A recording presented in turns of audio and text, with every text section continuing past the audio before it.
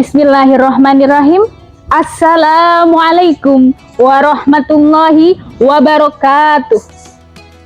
Alhamdulillahilladzi an'amana binikmatil iman wal islam. Asyhadu an la ilaha illallah wa asyhadu anna Muhammadan abduhu wa rasuluh. Allahumma salli wa sallim wa barik ala nabiyina Muhammad sallallahu alaihi wasallam wa ala alihi wa ashabihi ajmain. Amma ba'd.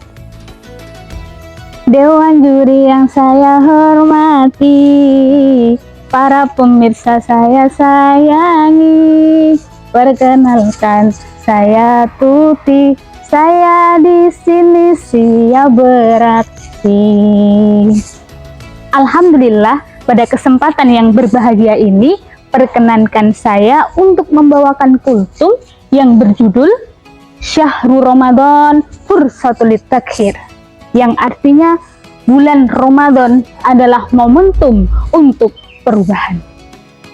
Para pemirsa yang dirahmati oleh Allah Subhanahu wa Ta'ala, di bulan Ramadan ini seluruh umat muslim mengupayakan untuk meningkatkan ketakwaannya kepada Allah Subhanahu wa Ta'ala dengan bersungguh-sungguh dalam beribadah.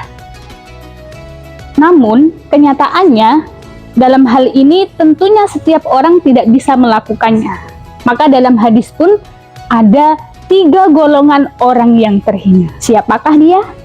Dalam hadis riwayat At-Tirmidzi, an Abi Hurairah radhiyallahu anhu qala Rasulullah sallallahu alaihi wasallam. Dari Abu Hurairah radhiyallahu an, ia telah berkata, Rasulullah sallallahu alaihi wasallam telah bersabda, 3 golongan orang yang terhina di bulan Ramadan ini. Yang pertama, roghima anfu rajulin dukitu indahu falam yusalli alayya, yaitu orang yang apabila disebut nama Nabi Muhammad sallallahu alaihi wasallam, dia tidak mengucapkan sallallahu alaihi wasallam. Mengapa demikian? Padahal Allah Subhanahu wa Ta'ala telah berfirman, A'udzu billahi minasyaitonir rajim. Innallaha wa malaikatahu yusalluna 'alan nabi. Ya ayyuhalladzina amanu sallu alaihi wa sallimu taslima. Shadaqallahul adzim. Yang artinya sesungguhnya Allah Subhanahu wa Ta'ala dan para malaikat bersolawat kepada Nabi. Wahai orang-orang yang beriman, bersolawatlah engkau kepada Nabi dan ucapkanlah salam penghormatan. Jadi jika kita lihat dan kita telaah, Allah dan para malaikatnya saja pun bersolawat kepada Nabi, lantas kita sebagai umat muslim sungguh sangat menyayangkan jika kita tidak bersolawat kepada Nabi Muhammad Sallallahu Alaihi Wasallam.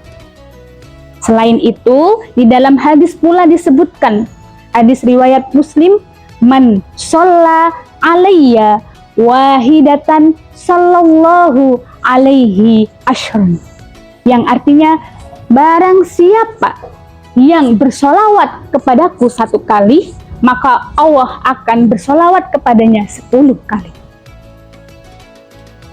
Selanjutnya golongan yang kedua. Siapakah dia? Waroghima anfu rajulin dakhala alaihi Ramadan summa insalaha qabla ayu farolah, yang artinya sungguh terhina orang yang apabila masuk bulan Ramadan namun dosa-dosanya tidak terampuni. Lantas pertanyaannya, kenapa bisa kok dosa-dosanya tidak bisa diampuni?